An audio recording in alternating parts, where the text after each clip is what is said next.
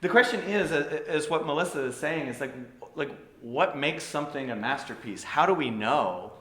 And how does something stick around for, in the case of Bach, centuries? What happens when music disappears and goes away? And what if the music that disappeared was also great? And it just didn't get saved somehow. And so that's like kind of where we're gonna start today. It's so great to have you here, Catherine. And I guess, like, to kick things off, like, how does music disappear and reappear over time? And like, what are the forces behind the idea that we know a lot of music from the past, and yet there's so much more out there that we don't know? Like, where do we start with that question? I love this topic.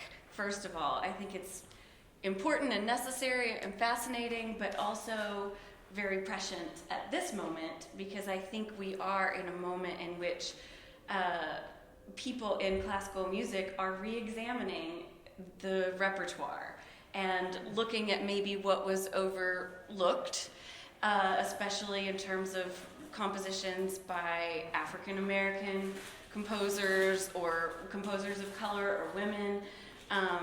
And as I was thinking about this question, this week I received in the mail some new music that is old music, some newly published music by the pianist Laura Downs, who has a project called Rising Sun Music, where she is going back through historical, not even that old actually, recent history, and finding pieces of music that weren't published and publishing them. And as I was playing through, sight reading through this music, it occurred to me, this topic, talking about this, first of all, in order to be a masterwork, something has to be published and it has to be heard. And it has to be heard widely. And I think that the access to something is one of the first points of making something a masterwork. Yeah. First and foremost. If it doesn't get published, if it doesn't get out there or become beloved, then it has no chance to even be in the discussion. And it's really interesting playing music that is not something you've heard before, that is not something that's been recorded necessarily, that you haven't grown up listening to, and evaluating it of its own merit. And as a pianist, I find that really interesting, because we go into playing a Beethoven sonata kind of knowing this music has the stamp of approval of history, right? And as I was playing some of these pieces by these African American composers that she has published, I found them to be, some of them Beethoven-esque, some of them very different, some of them very interesting. And I was asking myself this question, like, which of these pieces would I want to hear in a concert over and over again, played by different and various performers? So I think, when we talk about Bach, we have an example of someone whose music wasn't available widely until it was, and now it is. Yeah. No, it's interesting. There's parallels in the world of fashion, right? So if an article of clothing has a certain name on it, then all of a sudden it's perceived to be more valuable, have more artistic merit, that sort of thing, when in fact maybe it's just the name, maybe it's just the label that's the cachet. And that doesn't mean that the name or the label is bad, right? So Beethoven piano sonatas are great, absolutely, but how are we truly being fair and generous with the way that we evaluate music if we didn't know the name on the piece? Would we approach the piece of music differently. It's kind of like, can you put 2 glasses of wine in front of you? Can you taste which one is Right. $120 and which one came from the grocery store? And if you don't have the label, do we really know? And Yeah. I think that's kind of the what interests me. Because if we're honest, the Beethoven sonatas are wonderful, but is every single moment of every single Beethoven sonata a masterwork? Also, yeah. You know, he might have phoned it in here and there, right, at moments. And, you know, because his name is on it, we trust that it's all masterful. But Yeah. yeah. So like what makes something last too? Like are the pieces of music that we consider, like if I had a pithy summary of what today's event is, it's what makes classical music classical or classic.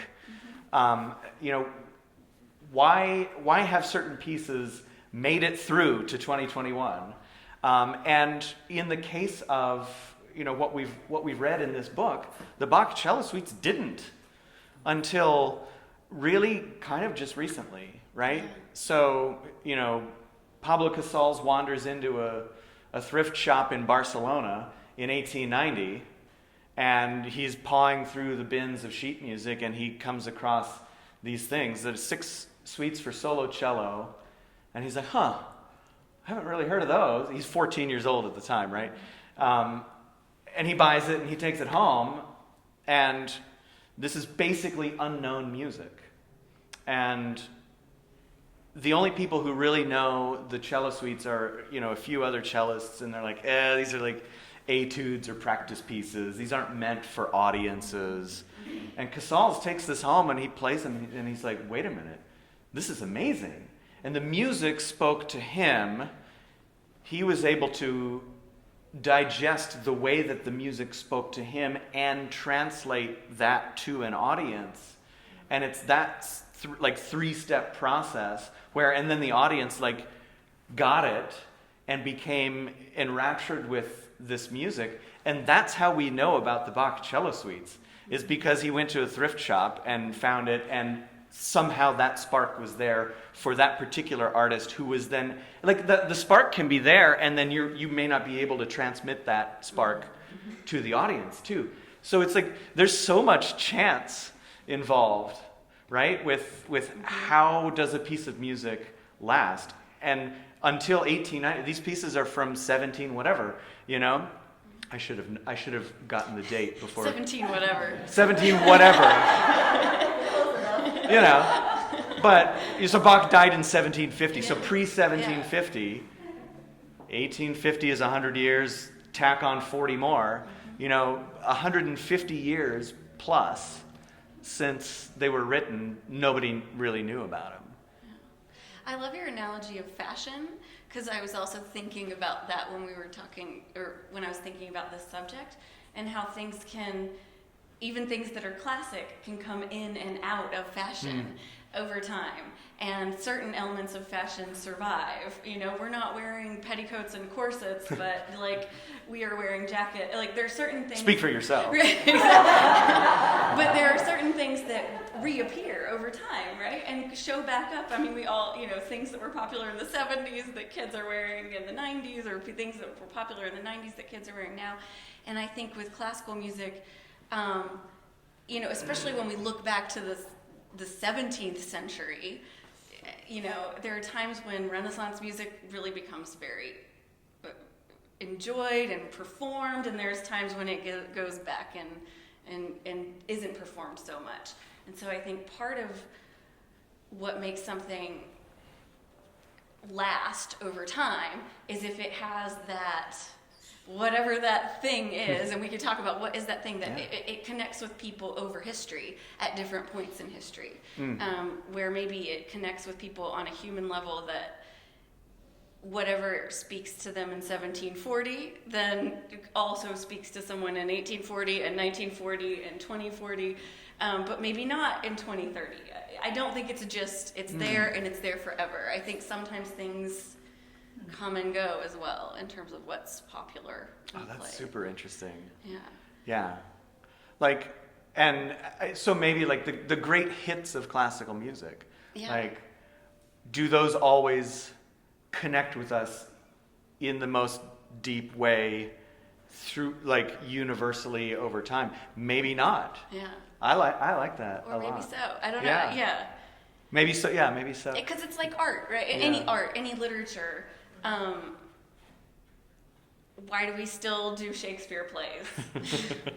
Because there's so much human element to them that people connect with over time, even though the language has changed and so much has changed. And I think that's something about Bach's cello suites that Pablo Casals heard and saw that maybe other people had passed over. But he found the human element and was able to communicate that.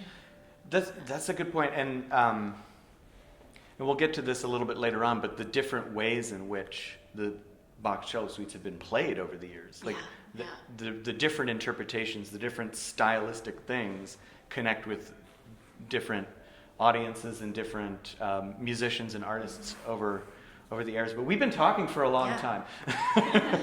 What do you all think on these initial topics, on these initial thoughts about? I have a question. I invest in sound investments, okay? And it is somewhat depressing because people spend a whole year composing a piece. Yeah. They'll play, but that's the end of it. That's, you know. Not always true. That's well, I mean, maybe I've only done it for maybe the last 4 years. I mean, has any of those pieces taken off? Yeah. So first of all, Yes. Sound Investment, for those who don't know, is this commissioning club by the LA Chamber Orchestra. You can become a member of it at various levels, but the idea is a group of people get together and commission a composer to write a new piece for the LA Chamber Orchestra. And you get to attend various events, conversations, salons, follow the composer through his or her compositional process along the way, and then you get to go to the premiere. And then you also get to have your name next to the fact that you helped bring this piece of music into the world, which is an awesome thing. And I've done it myself. It's a really fun process. Yeah. But Well, Sarah Gibson, Warp and Weft? Warp and Weft, yeah. Warp and Weft, did you remember that one? That piece was played at the Hollywood Bowl this summer. Oh, okay. On a classical That's right, opening yeah. night in front of, a massive audience, and is also being played by another symphony orchestra I saw recently. Yeah. I don't know. There are certain pieces that take off. But it's a good point because, I think, organizationally, there's a ton of cachet around, we commissioned this new piece of music and we are presenting the first performance of it in the world. And I've often thought, if we could develop some sort of cachet around second performances, fifth performances, 10th performances of a piece of music, because that's when you're really giving a piece of music a life, right? And I think, premieres are great. We have to have premieres. We have to have new music. If we didn't have new music, back when Mozart and Haydn and Bach were writing, we wouldn't have classical music today, right? So we have to have new music for all time.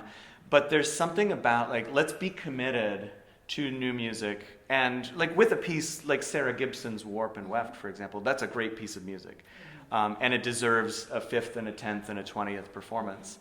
But my question is, how can we find a sense of, look, by giving this 15th performance of this piece of music, now we've hit a moment where this piece of music really, truly has moved from infancy to, adolescence, say. Yeah.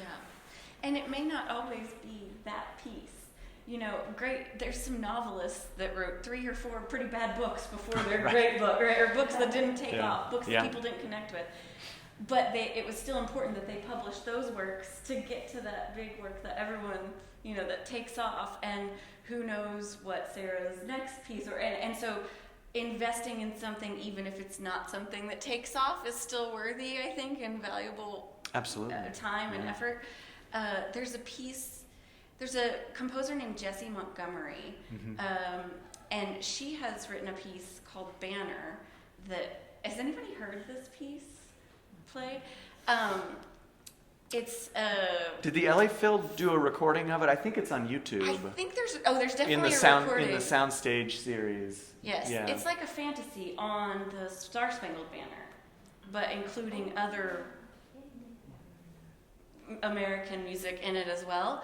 I think the LA Phil premiered it At the Hollywood Bowl. At the During the Hollywood Bowl. pandemic, I think they and it was filmed it. Yeah, it was fantastic. I've heard it played 3 times Oh, wow. since then. Yeah.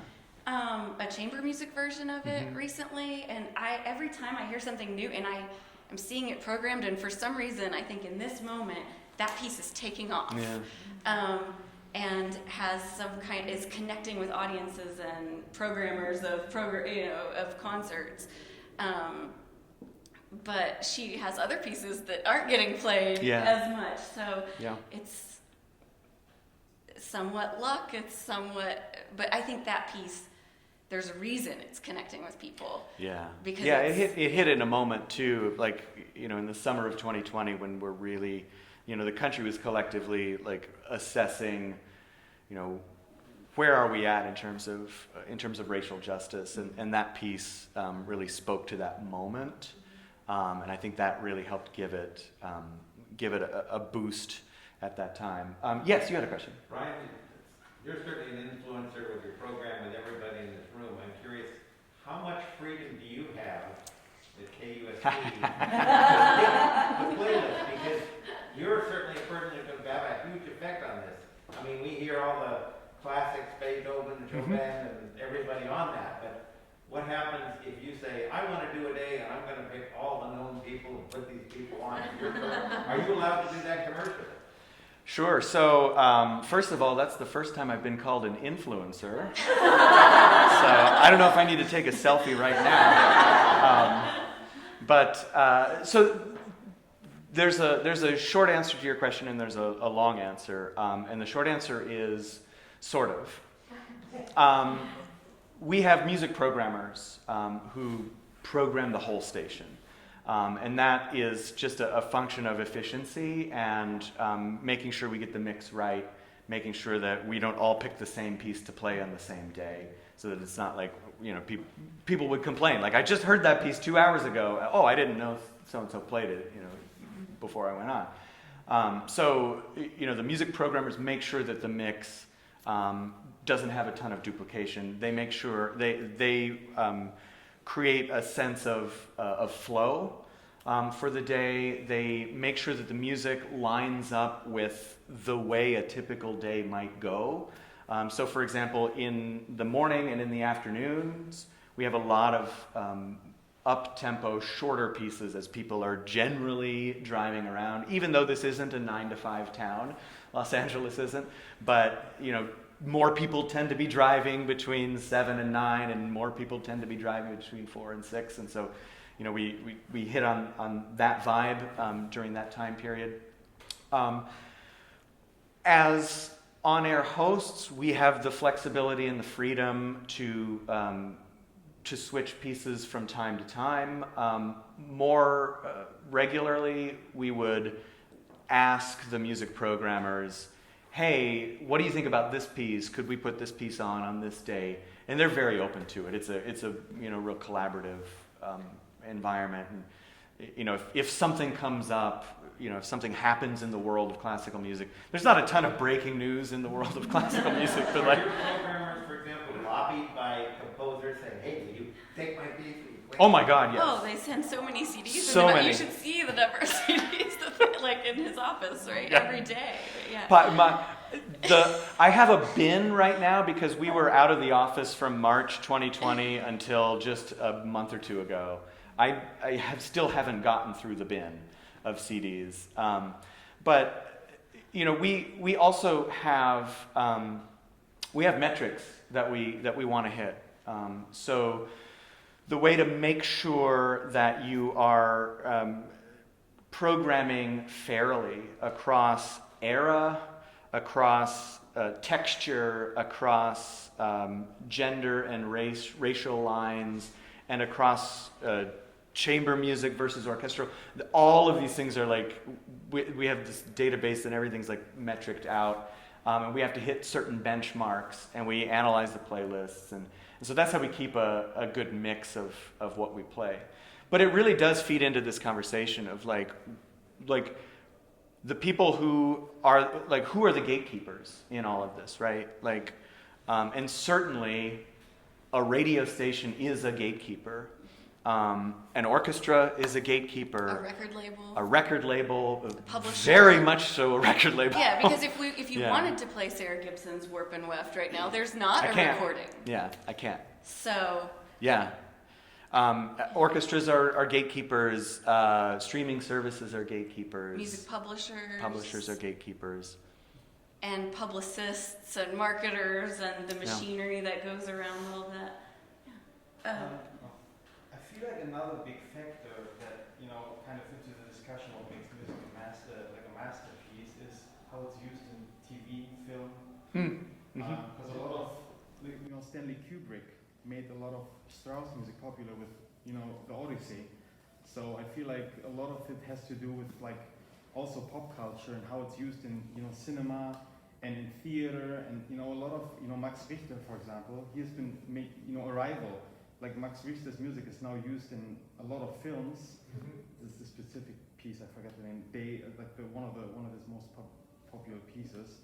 And so I feel like a lot of it has to do in what kind of context it's used in commercials, TV, film, because that's also how the younger generation is, because a lot of younger generations are really into pop music and they love going to concerts and so it's nice to actually, what also Disney did with Fantasia kind of back then, that they do this a lot now where they actually use classical pieces of music in film. And, I feel like that's also kind of a way you remember, oh, this was in this movie. And then they also, the piece of music is then on the soundtrack, which then makes it also popular. So people go and buy the soundtrack because they like this piece of music. And then they say, oh, I love this piece of music. I've never heard that before. That's very unique. And then they, or Paul Thomas Anderson in, There Will Be Blood, we used Bartók and, Penderecki and Stanley Kubrick, all these directors who kind of think, why do we compose music when there's all these classical pieces that can be used that kind of convey the mood that we want for the film. And so I think that's also one of the reasons why, I feel like classical music becomes also popular with, regular audiences and not only people who are fans of classical music. I think it's interesting. I think that's such a good point, and I think that sometimes something I ask myself a lot, do I like this music because of something inherently about this music or because I've heard it over and over again? And sometimes familiarity breeds a passion for something. And there are pieces that I think we love because we've heard them over and over in situations in our lives, in movies, on the radio. And so when we hear them, we instantly think masterwork. That's something I know. And that happens with pop music too. You might hear a song where you think, I don't like that song at all. And then suddenly, after hearing it constantly, you're singing Taylor Swift on the way home. And you're like, why am I listening?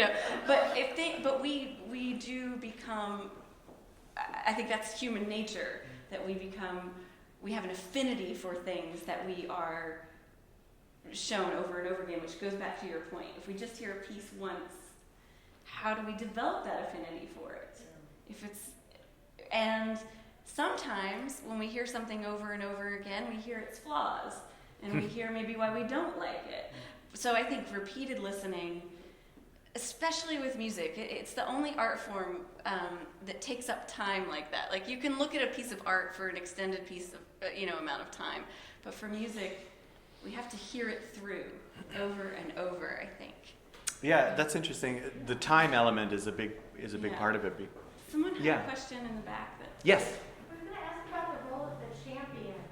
So Casals really championed the cello suites, right? And Yes. does that happen anymore?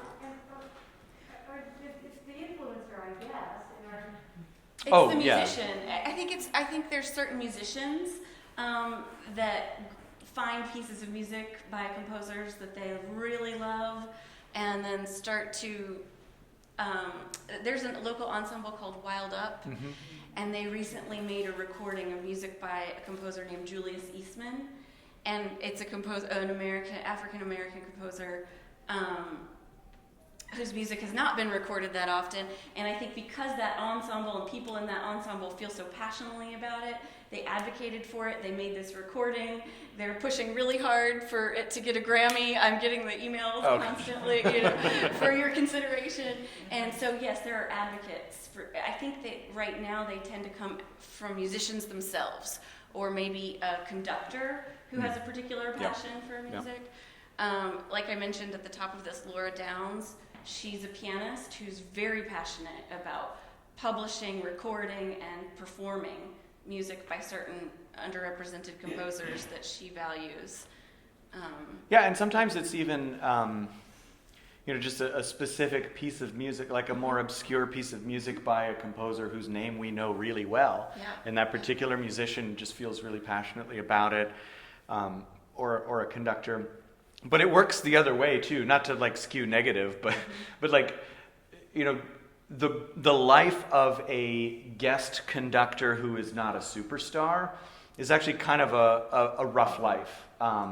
You're bouncing all over the planet, guest conducting mid-level orchestras. You don't have a home base, so you're parachuting in for a week, if you're lucky, a week of rehearsals, and then you're conducting a concert, and then everyone's evaluating how you did. And so those folks are the people who tend to gravitate towards the pieces of music that they know are the crowd pleasers, that are super familiar. So they'll come in with, Tchaikovsky Fifth Symphony, which, again, fantastic, love it, great piece, nothing wrong with it, but they don't feel like they can take the risk of introducing an audience to a piece of music that's less familiar, or if they do, it's like the 3-minute overture at the beginning of the show. So the system sort of perpetuates itself on that front and makes it more difficult for newer sounds, or just different sounds, not always new music, but just different sounds to break through. Yeah. I'm listening to all of this and thinking, we're talking about two different kinds of music, recorded music and live music. Because when music is being played for a live audience, somehow there is a different kind of dynamic involved.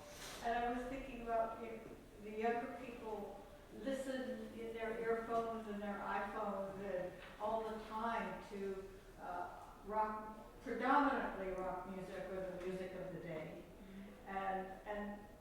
But Coldplay's going to be at the Rose Bowl, and people just flock by the thousands to get there. You get younger people who will go by the thousands to rock concerts. You get more seasoned people to go to the concerts or the chamber music. Of course, there are young people there also, but predominantly in classical music, you have an overcrowd. Why is that? The eternal question. That's a huge question. My answer to that question is a question, and I don't mean anything by this other than, is that a problem if the audiences at chamber music and classical music concerts are predominantly older? Do we think that's a problem? I remember, you probably have it in your archives, an old LA Times article from the 70s talked about, how audiences at the LA Phil and LA Opera, it's the aging audiences of the LA Phil. This is 50 years ago, and we're still asking that question. I feel like classical music is something that a lot of people come to later in life. There must be something about the length of history. We're at a point in our lives when we're looking for something that's bigger than ourselves. We're looking for something that has had lasting, not value, but that has been around for centuries. And to me, that's cool. I'm comfortable with that. I, as someone who loves literally every genre of music. Like, I'll go to a country show, I'll go to a rap show, I'll go to bluegrass, I'll go to EDM. Like give me live music. I think like you're right. There is absolutely something special about going to a live performance. Yeah, go ahead. I was going to say, I think too, part of it is a lot of people recognize and perceive what you just articulated. And if a lot of young people look at that as, oh, that's not for me, yeah. Maybe they perceive, even if it's not true, a price barrier or a like cultural barrier, that they don't feel welcome in that space or something. But I have found that anytime, and I mean, how long are we young? Are we still young? Do we still count as young? I'm about to turn 40, so I'm feeling less me too. young. So, but when I was still young, in my 20s, or really young, I would bring all kinds of different people to concerts with me. And I found that, and I mean classical music concerts, and I found that universally, everyone enjoyed that experience, every young person that came. But maybe they would not have ever come if I had not invited them and had the tickets because I was, was right. So yeah, it's expensive. Sometimes I think it's like getting people in the door, and when someone, I don't think it's that they aren't interested or they don't have the taste for it, but maybe they just haven't had the access or the experience. Especially with opera, I love taking people to operas that have never been to the opera, especially young people, who generally find it to be an amazing experience and something they want to experience again, but until they got in the door, didn't think it was for them because they had that perception. That this is for... Do you think because it's labeled classical, they kind of equate to older generation? Could be. Yeah, classical. So Yeah. anything classic is pretty much antique.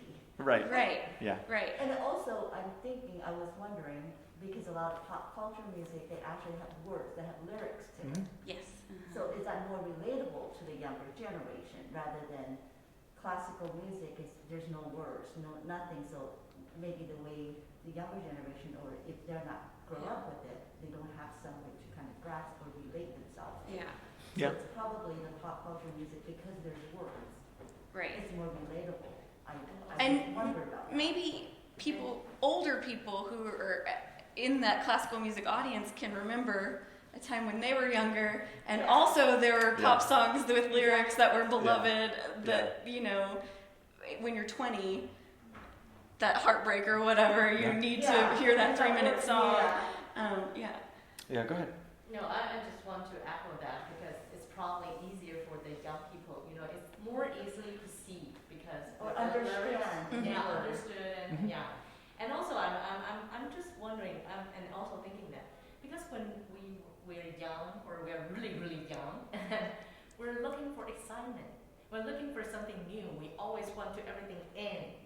And when we get older, your heartbeat, but also everything with your physical situation, you want to be calm and peace, and you kind of you appreciate more about some eternity, and or you're looking for it because you just found out that because our life don't last that long, but we are actually searching for deeper in soul. We are searching for something that's longer. Yeah. And the trendy clothes that we wore when we were young, we trade them in for more classic styles sometimes as we get older and our bodies change. And we know that it saves money, and because you can wear it. Yes, and we've learned, all that stuff. Even though it's more expensive. Right, exactly, I feel it also has to do with your upbringing, of course. When your parents listen to classical music. Oh, for sure. Yeah. You get you love classical music. When they obviously bring you to the opera all the time, you start loving opera. But I also think it might be a form. Like classical music is very long. There is a curve. A lot of young patients are not very. A lot of young people are not very patient, and songs are very short. Songs are 4 minutes in opera. Everybody's talking about how amazing it is that Taylor Swift's song is 10 minutes. 10 minutes. Yeah. And it's just like crazy because I feel like the composer I feel like pop songs, and that's why also with film music as well. Film music is just like the climax of every classical music that ever existed. Like always the always like the best part of classical music. With classical music, we have a structure. It starts, the composer goes through a form. Not every part of classical music is always, exciting, always, sometimes there's very slow passages. And younger audiences might get a little bored when they think like, I have to listen to this, or Wagner, for example, when they have to listen to like a 24-hour opera, they think like, oh my God, whatever. I think, but then when there's the Rite of the Valkyrie, they all go like, oh my God, yes, that's the part I was waiting for. I feel like it's also like, it has to do with the length of the piece itself. Because I feel like a lot of, especially now, we live in a time where everything has to be super fast. Like some people don't even watch 1-minute videos anymore. Everything has to happen within 15 seconds. And I feel like with classical music, it's just like something you enjoy. It has a very slow structure and because the composer really thought about something. He made, there's a climax, there's an opening, there's some, techniques that he used to kind of make the music interesting. And a lot of people, they want to go right to the exciting part. They want to have a CD where it's like, I want this, I want this piece. So it's... Yeah, I think there's a lot to that. And when people talk about like the length of classical music, pieces, or a concert or something, I do like to gently remind them that like, well, you go to movies, right? Like, and do you like every movie that you go to or not? And like, what's the worst thing that could happen if you go to a concert? What is the absolute worst thing that could happen? You don't like it? Like, oh, bummer. Yeah. Like you just spent less time than most movies, and if you didn't like it, like, okay, But I think like back to your point a little bit. I think it's really important for those of us who do feel comfortable in the space. Like, are we doing everything we can to make sure that people feel welcome? Like, are there things that we're doing that are barriers to people having an enjoyable experience? I'll just tell a quick story. So, a friend of mine. So I gave the pre-concert talks at the LA Phil last weekend, and they give us tickets for every show, and I don't need to go 3 times to the same show. So I gave my tickets away for Sunday's show to a friend of mine, and she had never been to the LA Phil before. She had been to some orchestra concerts, but she had never been to the LA Phil before. And she was so excited. She's like, "Oh my God, I can't wait. This is going to be so much fun." And she goes to the concert, and I see her on Monday, and I said, "How was it?" And she was like, "Oh, the concert was great. The orchestra was amazing. The music was fantastic. It blew me away. The people, I sat next to this woman who was just nasty." And I'm like, "Oh, tell me more." This person who was sitting next to her complained about where her knee was, that it was too close to the other person's knee. And then, my friend is interested in the music, and she's jotting down notes in between pieces. And this person admonished her for writing down notes, not during the music, but in between the pieces, which as a concert reviewer, you got to take notes too, right? Like, and this was her experience of her fellow concert goers. And so, like, and I know, like, we all are pretty nice people here, and we tend to think of ourselves as good, welcoming folk. But let's make sure like everything that we do welcomes anyone into this space who it's someone's first time every time. And I think that's an important component. Like, I used to glare at people for rustling papers. I used to, stare down people who were coughing. I mean, after the pandemic, I might. It's amazing. At this point, like, I may feel differently about coughing, but actually, isn't it interesting how much less coughing there is? There's in less the coughing. concert hall? I've noticed a dramatic shift there. But like, okay. Yeah. We're all in this space together. We're all going to do something that might slightly disrupt someone's experience of this. Like, but part of the joy of it is we're all in this space together, and there's 2,000 of us. If it's a big orchestra, there's 2,000 of us collectively experiencing the same moment that is never going to happen again in this particular way. So let's be this community more than find fault with our fellow concert goers. At the very least, and I've seen this happen numerous times, as I'm sure you have too, at the very least, when someone enthusiastically responds at the wrong time, aka in between movements, right?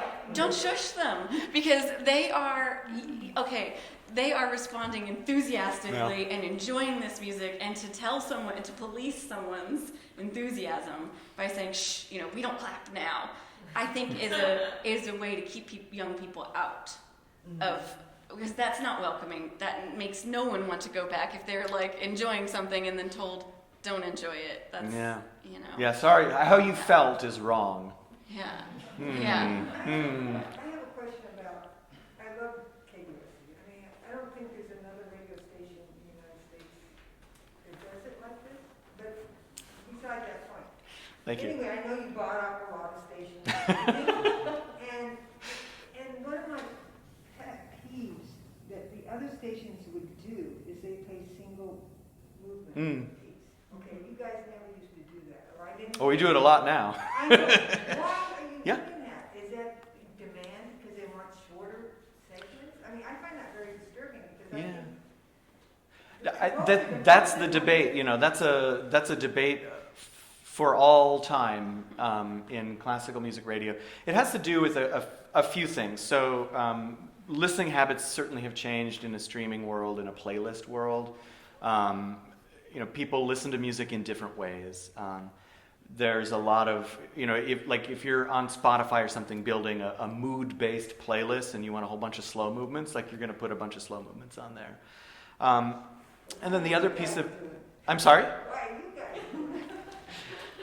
So it has to do with the way people listen, and it also has to do with, just the historical significance of this music. It was never intended to only exist as a giant piece.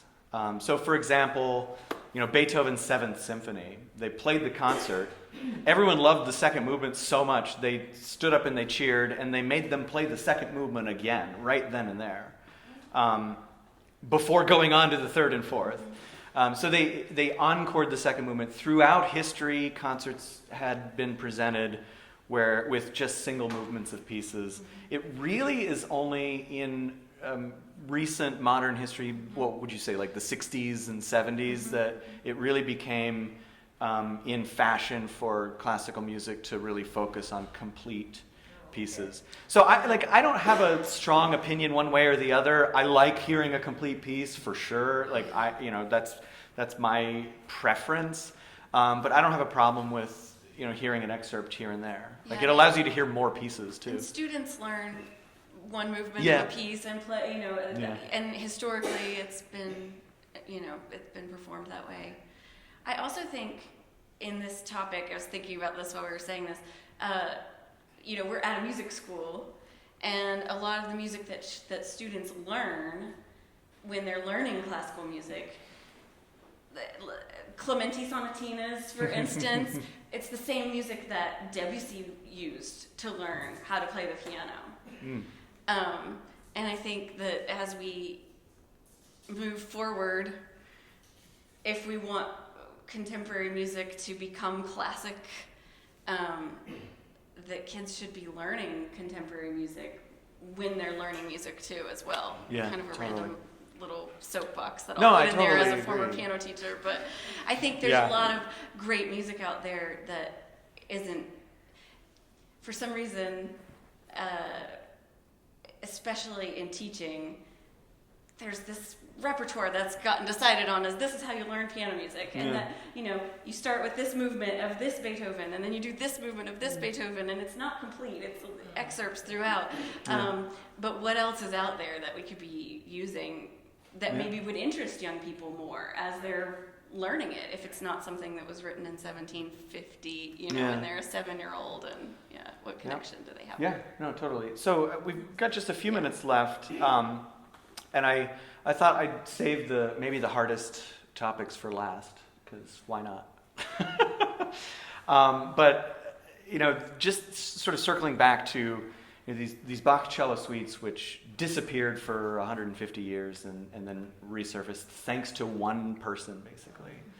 And thinking about Bach in general, Bach disappeared for 100 years until Mendelssohn got a copy of the St. Matthew Passion and was like, ooh, this is actually pretty good.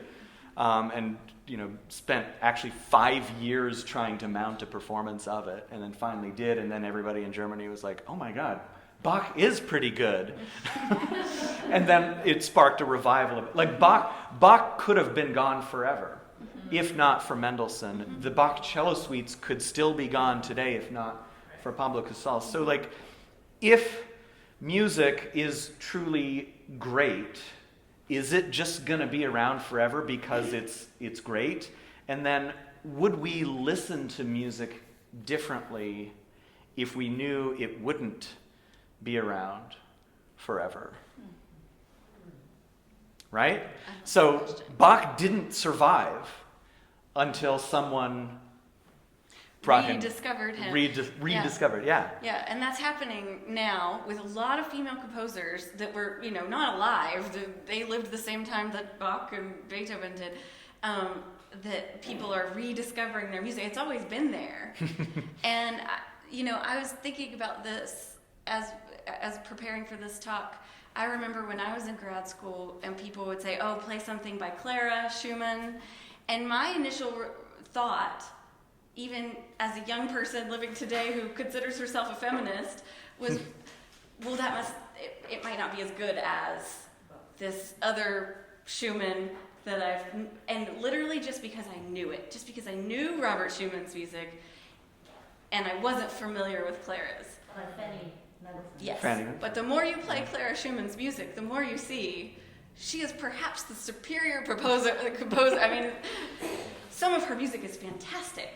And I think we have ingrained biases, even if we don't want to, which is what your question is getting to, is do we have a bias against some music that we don't know that it'll be famous, or we don't think it will be? Yeah. We're able to hear music so many different ways personally today than in 1750. Yeah. My hunch is the only way you heard music is at a recital or you couldn't hear it on the radio, and you didn't have DVDs and CDs. So nowadays, literally everybody can hear it any way you want. Whereas in 1750, that wasn't the case. Yep. Makes a huge difference. Yeah. Another factor in 1750, there was no Xerox machine. Exactly. Yeah. If you wanted a copy of the score, somebody had to sit down and pen and paper. And so there are really very small number of copies of these early works. And it's easy to see how, when Bach died, there was a stack of papers and stuff in the house. Well, and it was Mendelssohn's dad, actually, who bought a stack of that at an auction. And the young Felix would be reading Bach's music, as a kid, as a teenager. And so he knew about Bach's music, but then it was later in his life that he got a copyist's score of the manuscript of the St. Matthew Passion. It was like, So what's astonishing in a way is how much has been managed to survive. that, yeah, absolutely, yeah. In fact, thinking a little deeper, it'd be almost impossible for music to get lost today. Counterpoint to that, yes. Counterpoint to that is there's so much of it that we'll never hear it all. And we realize we can realize how much there is now because of all of these technological advancements and opportunities that we have. But it's like, I don't know where I was when I realized, like, oh, I'll never be able to hear all of the music. I'll never be able to read all of the books, watch all the movies. Like that, like there's the moment of tragedy there of like, oh man, I will go to my grave having missed out on something, right? And maybe that's the lesson here, is like there's so much amazing art, music, film, whatever out there that like let's open our ears as much as possible to the experience of hearing something, be it a familiar piece that we love so much or a brand new experience. Think back to your favorite piece of classical music, if you've got one. You remember the first time you heard it? Remember when you realized, like, oh my God, I love this piece for these reasons.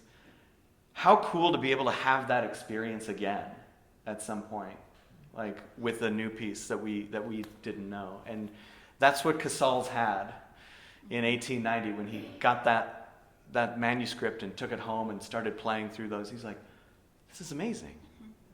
Why don't we know about this music? And so maybe that's our lesson here. I don't know. Final thoughts? Thinking about Pablo Casals, I think, going back to who's the influencer, I think follow the musicians that you love and listen to the way that they are evangelists for the music that they love. And that's a great way to discover music that you don't know, but it's also a great way to rediscover music that you do know. And Totally. in particular with this discussion, I'm thinking about sitting at the Hollywood Bowl and listening to Yo-Yo Ma play Bach on his cello For 18,000 people. Sorry, I stole you. And it was chill-inducing because that many people silently listening to one person who has a very unique experience in life, a very unique perspective on life, and a very unique artistic perspective. And I think, at that point, it's almost like you're listening to Bach's music, but you're also listening to Yo-Yo Ma's music. And I think Pablo Casals did the same thing. Great musicians make the composer's music their own and can transform it. And I think whether it's new music or old music, follow those artists where they lead you. Yeah, absolutely. I think I was there. Yeah. Unforgettable. Unforgettable. I had no idea there was no intermission. Straight through. And everybody was silent. It was just like we were in church almost. A huge church. And Yeah. And I felt so lucky, so fortunate. Yeah. Absolutely. A true artist. 1,000,000,000%. Yeah, absolutely. Well, these are topics that I could go on for hours, but thank you so much for being here and being part of it. And for those who are going on Saturday to the concert, the C major cello suite is just such a special piece. The slow movement, the saraband is just to die for. And that Mendelssohn piano trio, gosh, again, the slow movement of the Mendelssohn piano trio is some of the most beautiful music ever written. And then a piece that was so important to Pablo Casals, the Catalan folk song, the Song of the Birds. Just a beautiful program on Saturday, so enjoy that as well. And thank you so much for being part of today's event.